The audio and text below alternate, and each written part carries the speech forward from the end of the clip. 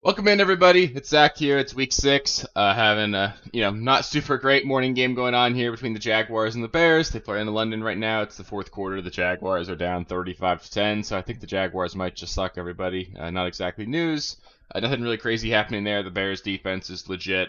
We knew it was going to be a down game for a lot of the pass catchers in Jacksonville. I guess if you want to take something positive away from it for Jacksonville, at least Ingram looks good. So one more tight end back in the fold for us going forward. Bears look great on offense too. It could be part of it just being the Jaguars being horrendous in general. But regardless, we can go forward here. We got a fun Sunday ahead of us here. We got a lot of games to get to. I'm going to go over just all of the latest injury updates here. I'll just cover all the actives and inactives. Other than that, I'll answer any start-sit questions you guys have here, and hopefully we can get you guys set and ready to roll for week 6. So let's get into some of the actives here. So we'll start things off with some surprise actives, most notably Michael Pittman Jr.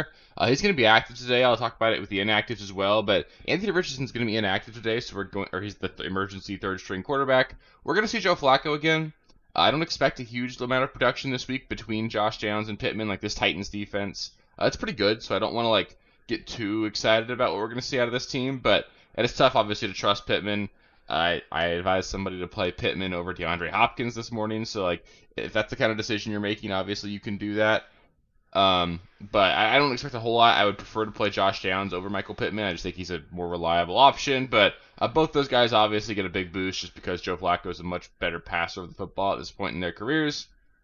Joe Mixon, great to have him back this week. He should be in line for a really solid game against the Patriots here.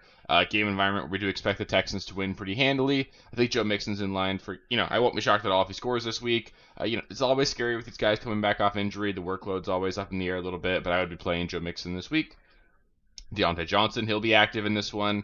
Just sort of seems like that's going to be a weekly thing for him. He's going to miss some practice, but then play every single week. I'm going right back into the fold with him this week. It's a great matchup against Atlanta. Should be a high-scoring game. Should be a fun one there. So I'm playing Deontay for sure. Good morning, Paul. Great to have you here. Jaylen Warren also going to be a surprise active in this one. So, or not really a surprise active. It was just earlier on this week he was trending towards not playing. Now he's off the injury report entirely.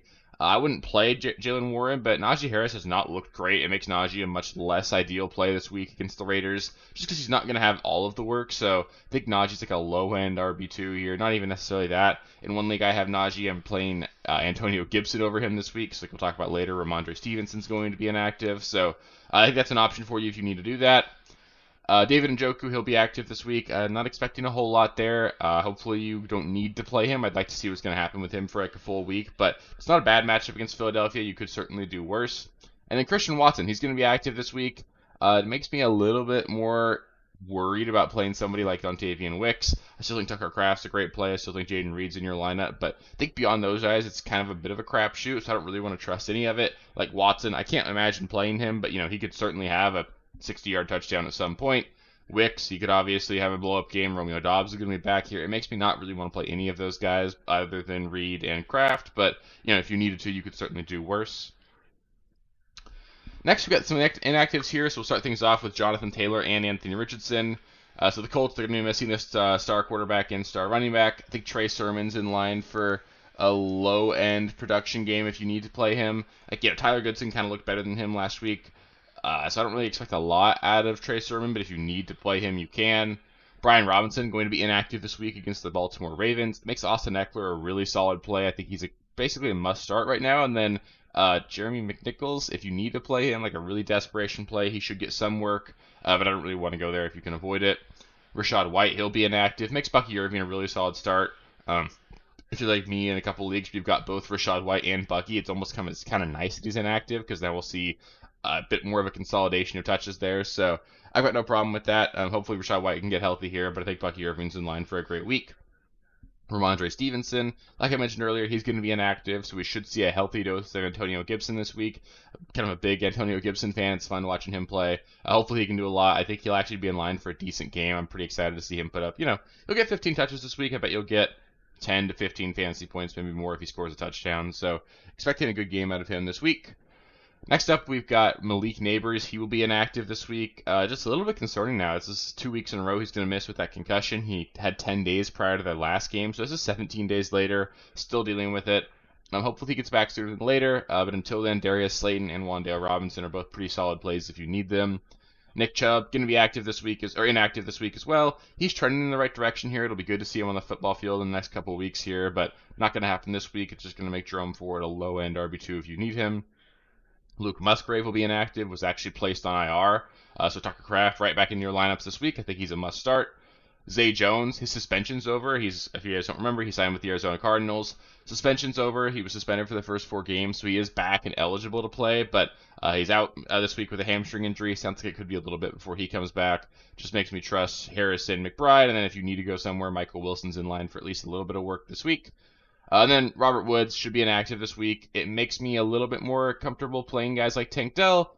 I think if you really need to get cute with something like Xavier Hutchinson or John Mechie, like they've got like DFS upside, but really I think it's just Diggs and Dell are the guys we trust, and maybe Dalton Schultz is a more reliable tight end if you need him.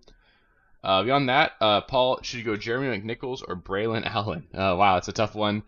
I think I'd go Braylon Allen. It's a really great matchup against Buffalo, and I could certainly see a world where Buffalo just kind of rolls over tomorrow. Like, Buffalo's going to be missing. It sounds like James Cook will be there, but it doesn't look great. Like, he's probably going to be limited. Khalil Shakir might play, but he might be inactive. It's just not a great situation here for the Bills. I think you could certainly see the Jets win that game, and then if that happens, I think you'd be looking at a pretty decent opportunity here for Braylon Allen to get 10 touches. Probably 45 rushing yards, and then you're just praying he falls in the end zone. So I think McNichols is like you're hoping he catches a few passes, and Allen's a more likely guy to score. So I don't love either option there, but I think I would go with Braylon Allen and just hope he pops one. Beyond that, though, up next we're going over the Week 6 recaps. So I'll go over like injury updates, anything that changes between this week and last week. So stay tuned for that video. If you guys have any additional starts or sit questions, just let me know in the comments. I'll make sure I get back to you before the games kick off. And good luck, everybody. We should have a lot of fun games here. Really excited to watch some good football this week. Hopefully we get a better game than what we get in London. It seems like London games are always kind of crappy, so at least, we weren't relying on anybody too much there. But yeah, appreciate you guys for stopping by, and good luck this week. I'll catch you guys later. Peace, guys.